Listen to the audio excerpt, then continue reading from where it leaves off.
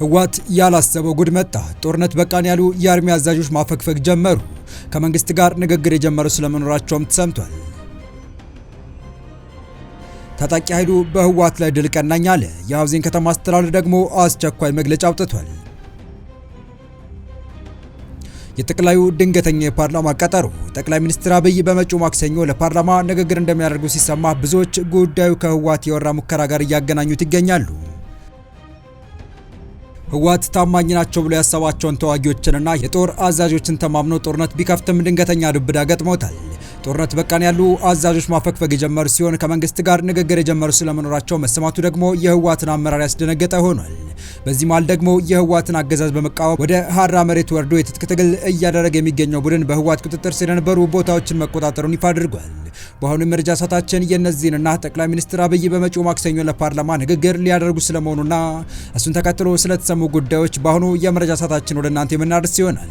ሰላም ውድ የወሉ ዴይሊ ቤተሰቦች እንደምን አላችሁ? ቻናሉን ሰብስክራይብ፣ ላይክ፣ ሼር ያደረጋችሁ እስከ መረጃዎቻችን ፍጻሜ አብራችሁን ቆዩ።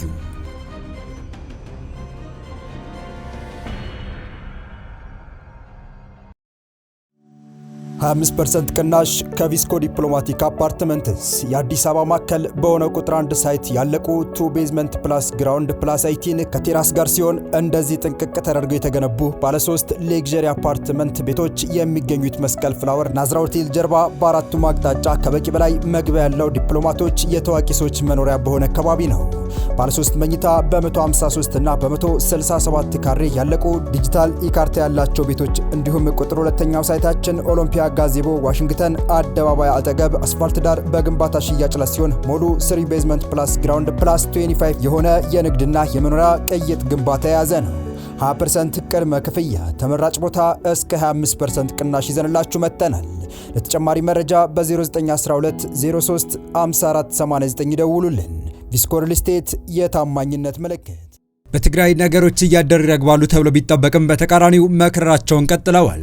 ህወሓት ከመከላከያ ሰራዊት ጋር የከፈተውን ፍጥጫ ቀጥሎ ግጭቱን ሲያጠናክር፣ መንግስት በበኩሉ የድሮን ጥቃቶችን እየፈጸመ ባለበት ወቅት ሌላኛው ታጣቂ ኃይል በህወሓት ላይ ጦር አንስቶ ለሁለተኛ ተከታታይ ቀን ውጊያ እያደረገ ይገኛል።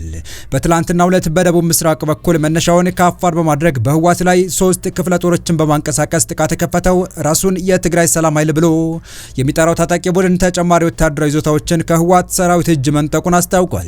በጀነራል በየነ ገብረ እግዚአብሔር ወይም ወዲያን ጥሩ እየተመራ የተደራጀው በተለምዶ የሀራ መሬት ኃይል የሚባለው የትግራይ ሰላም ኃይሎች በህወሓት ኃይሎች ተይዘው የነበሩትን ውጅራትና ሰንዓላ የተባሉ አካባቢዎችን መቆጣጠራቸውን የገለጹ ሲሆን ማጥቃታቸውንም አጠናክረው በመቀጠል ተጨማሪ ይዞታዎችን ለመቆጣጠር ቁርጠኛ መሆናቸውን ገልጸዋል። ወዲህ ደግሞ መንግስት አጠናክሮ ከቀጠለው የድሮን ጥቃት ጋር ተያይዞ የሀውዜን ከተማ አስተዳደር አስቸኳይ መግለጫ አውጥቷል። መስተዳደሩ መግለጫ ያወጣው በሀውዜን ከተማ የድሮን ጥቃት መፈጸሙን የሚገልጹ መረጃዎች በማህበራዊ ሚዲያዎች በስፋት እየተሰራጩ መሆናቸውን ተከትሎ ነው።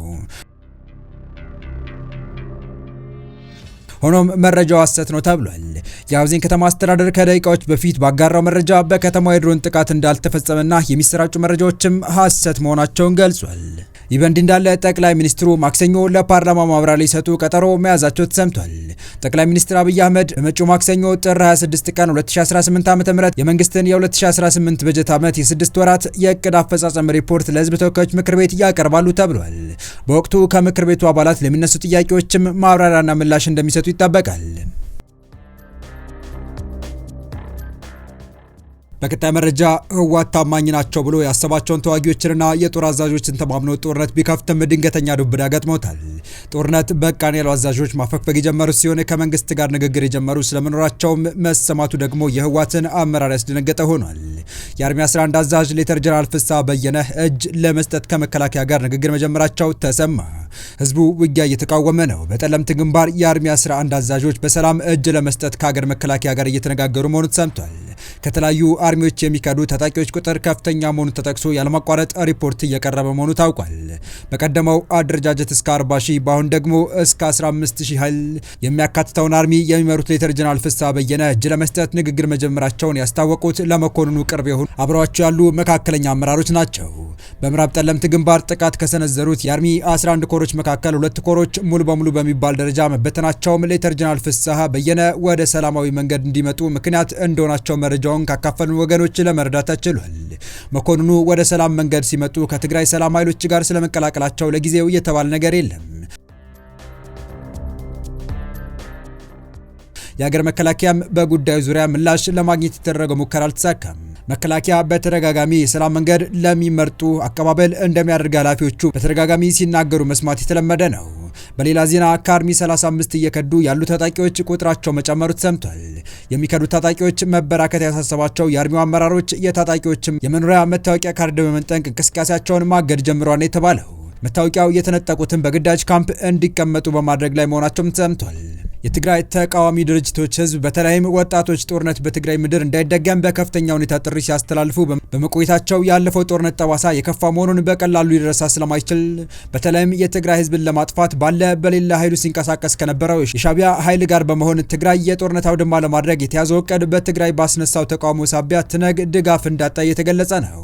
ይህንኑ ተከትሎ ከፋኖ ሻዕቢያና ግብጽ ጋር የገጠመው ትነግ ባደራጀው ሰራዊት ዘንድ እምነት በማጣቱ ሳቢያ የገነባው ተዋጊ እየከዳው እንደሆነ ተከታታይ መረጃዎች እየወጡ ነው።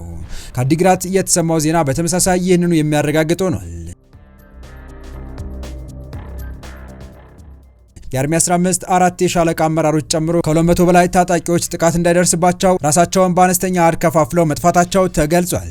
ይህ መረጃ እስከተጠናቀረበት ሰዓት ድረስ መጥፋታቸው እንጂ የት እንደደረሱ ይፋ አልሆነም። መጥፋታቸው ከተገለጸ በኋላ ፍለጋ እየተደረገና የሀሳብ ፍተሻ እንደተጀመረ ዜናውን ያካፈሉን ተናግረዋል። በሚከዱት የሰራዊት አባላት ብዛት የተነሳ መሳሪያ እስከ መጠቀም የደረሰ አስገዳጅ እርምጃ እየወሰደ ያለው ትነግ በአፈሳ መልክ አንዋጋም ያሉት አስገድዶ ወደ ግጭት ቀጠና ለማስገባት ጥረት እያደረገ መሆኑን የመቀለ ነዋሪዎች አመልክተዋል። በስጋት ላይ ነን በማለት የተናገሩት የመቀለ ወጣቶች አሁን ላይ ከትግራይ መውጣት አስቸጋሪ እንደሆነ ነገሩ ሁሉ ኤርትራን ወደ መምሰል መቃረቡን አመልክተዋል። በተመሳሳይ ዜና በትግራይ የግዳጅ ወታደራዊ አፈሳ መጀመሩም ተሰምቷል። የህወሓት ታጣቂ ቡድን በትግራይ የተለያዩ ከተሞች የሚገኙ ወጣቶች በኃይል እያፈሰ ወደ ግንባር እየወሰደ እንደሚገኝ የዘገበው መናኸሪያ ሬዲዮ ነው። በአዲግራት ባድዋና በሌሎች የክልል ከተሞች የተጀመረው ይህ የወጣቶች አፈሳ በዋናነት በትጥቅ ትግል ስም ወጣቱን ወደ ወልቃይት አቅጣጫ ለመውሰድ የታለመ መሆኑን በዘገባው ተመላክቷል። ቡድኑ በጠለምት በኩል በከፈተው ጦርነት ከፍተኛ የሰው ኃይልና የቁሳቁስ ኪሳራ እንደደረሰበት መረጃዎች ይጠቁማሉ። በአካባቢው ከሚገኙ የሚሊሻ ኃይሎች ጋር በነበረ ፍልሚያም በርካታ ታጣቂዎች ሙትና ቁስለኛ ከመሆናቸው በላይ ወሳኝ የተባሉ ጦር መሳሪያዎች መማረካቸውም ተነግሯል። ይህንን የተመናመነ የሰው ኃይል ለማካካስም ነው በአሁኑ ሰዓት በከተሞች የሚገኙ ወጣቶችን የማፈስ ስራ ላይ የተሰማራው ተብሏል። መረጃዎች እንዳመለከቱት የታፈሱ ወጣቶች በመኪና ተጭነው ወደ ወልቃይት አቅጣጫ እየተወሰዱ ይገኛሉ። ይሁን እንጂ የትግራይ ወጣት ዳግም ለማያባራ ጦርነትና ለቡድን ፍላጎት ሲል ህይወቱን አሳልፎ መስጠት የለበትም የሚሉ ድምጾች እየተሰሙ ነው። የተወደዳችሁ የቻናላችን ቤተሰቦች ለአሁኑ ለእናንተ ይመጥናሉ ብታደምጧቸው ታተርፉባችኋላችሁ ብለን የመረጥንላችሁ ዕለታዊ መረጃዎቻችን እስካሁን ያደመጣችኋቸው ነበሩ። በተመሳሳይ ሀገራዊና ቀጠናዊ ጉዳዮች እንዲሁም ዓለም አቀፋዊ የጂኦፖለቲካ ወታደራዊና አነጋጋሪ ክስተቶችን ለበለት ተከታትለን በትኩስ ይዘን እንደምንቀርብ እያሳወቅን የቻናሉ ቤተሰብ ካልናችሁ ሰብስክራይብ፣ ቪዲዮን ላይክ እና ሼር በማድረግ ተደራሽነታችን ታሰፉ ዘንድ አክብሮታዊ ግብዣችን ነው። አበቃን። ሰናይ ጊዜን ተመኘን።